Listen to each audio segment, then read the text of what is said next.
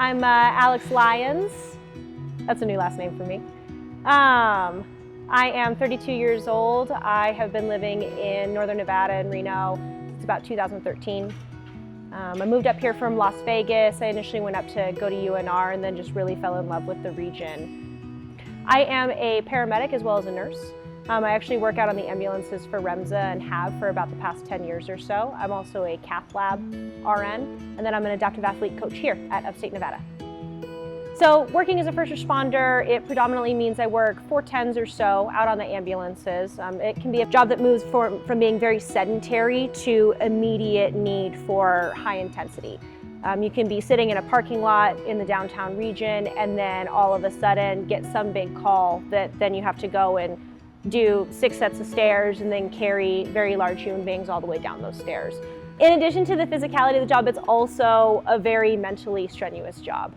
There is a lot of medicine, there's a lot of interpersonal communication, there's a lot of conflict that you can kind of be participating and interacting with over the daily basis. And I think that a lot of people know that we take people back and forth to the hospital, obviously, and we drive real fast on the streets, but there's also an aspect of we practice advanced life-saving medicine while we are out in the community. So it is a very mentally strenuous and very emotionally challenging job. One of the other big things that we do, unfortunately, is that we do death notifications. And so it can be an extremely difficult job to do when you're unfortunately having to tell people that their loved ones have passed away. And that is at least weekly, usually. Sometimes can be more frequently, but it can usually be weekly that you're having these really hard conversations with people about whether or not people are going to recover. So before I did CrossFit, I was an extremely sedentary kid. I had asthma and I was exempt from everything.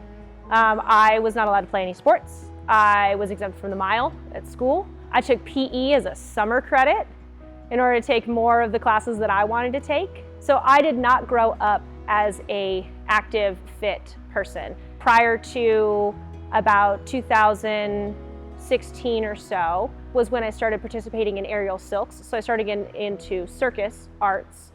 And as I started getting into circus arts, I would smoke a cigarette on the way to silks, do my workout, go, wow, I can't believe how out of breath I am, and then smoke another cigarette on the way home from silks. So there was a full pack of cigarettes a day for about 5 years or so. The nutrition obviously was not there because those things don't really go hand in hand. And I just didn't prioritize anything about my own health or well-being. And I said, well, I got to go do something else. So I started doing a $10 Fitness for 10 and realized that I had no idea what I was doing and had heard about this new gym that had just opened up a couple months prior. And it was called Upstate Nevada. And they said it's half-price memberships for first responders. And I said, okay, let's give that a little try. So I drove by 3 times. I would drive by when I got off work at 5 o'clock in the morning and I would see a line out the door because I had to build up the courage to come in. And then the moment that I walked in, I was like, this is my spot.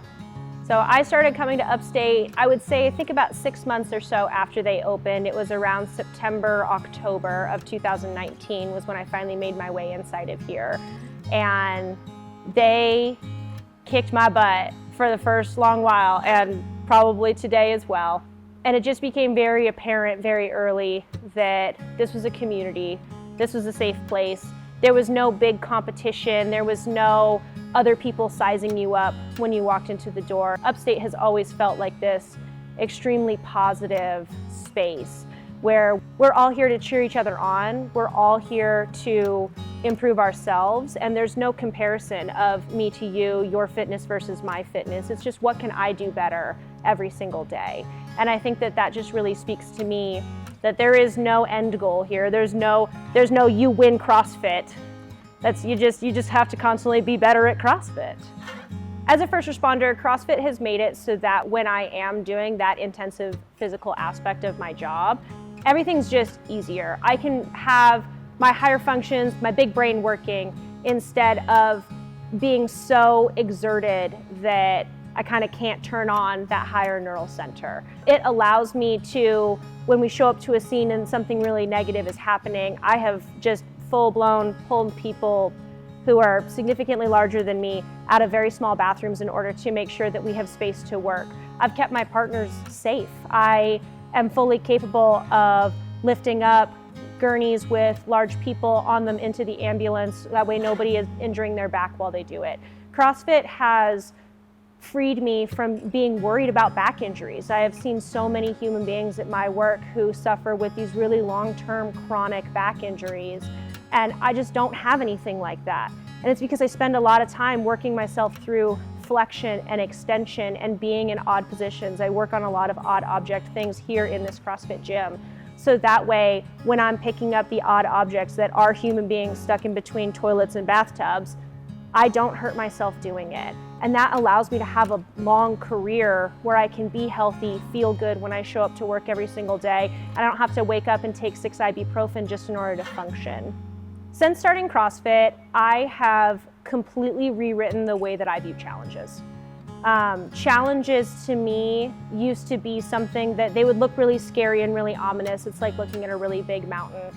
And there is something that fundamentally shifts when you start doing CrossFit consistently and when you start working on the things that you are weakest at all the time. And what happens is that you are able to look at a challenge and know that you're going to be able to overcome it. And my eternal mantra that I say is, well, I'll come out the other side of that, whatever it might be.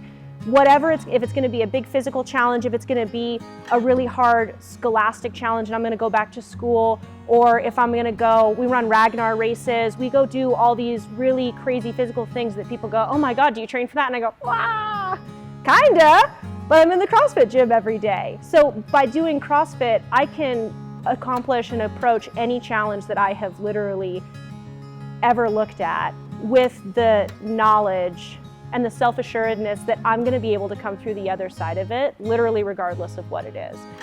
This has also been such a huge way for me to be able to shake off hard calls, hard days, hard interactions. Being able to know that I come to this gym, I have a community around me that loves me, appreciates me, supports me regardless. And then knowing that all these people care whether or not I'm here, whether I'm doing well, people who are invested in me. This gym, this community, CrossFit as a whole, just makes it so much easier to go through the remainder of my life and go through my hard days, knowing that, well, I can go to the gym tomorrow. I know this person will be at the 8:30. I know that they're here to listen. And also, if I want to do a really horrendous workout that's going to be really sweaty, I'm going to feel better when I get through the end of it. Because I already did one hard thing, I'm going to choose to do a hard thing. And then by the end of it, we're gonna be a little spent, but we're gonna feel really good. This is how I process the things that I have to experience working in the 911 system. For my first responders in this community, I think the biggest thing is taking time for yourself. And that is everything from drinking water, not picking up those extra overtime shifts, and making sure that you're prioritizing time for yourself and doing physical fitness. You not only need it for your job, and it makes the entirety of your job easier. I can personally attest to that as somebody who is smoking a pack a day, working on the ambulances.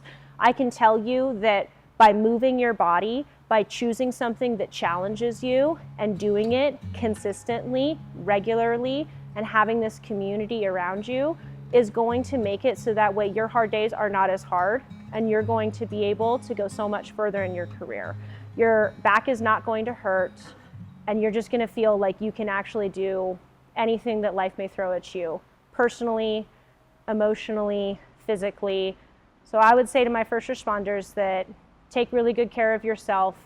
You got to help the helpers. If you're not in a good spot, you're not going to be able to perform your job duties to the extent that this community needs you to do that. And worse than that, you're not going to be living true to yourself and feeling the best way that you can possibly feel while you're doing all of that.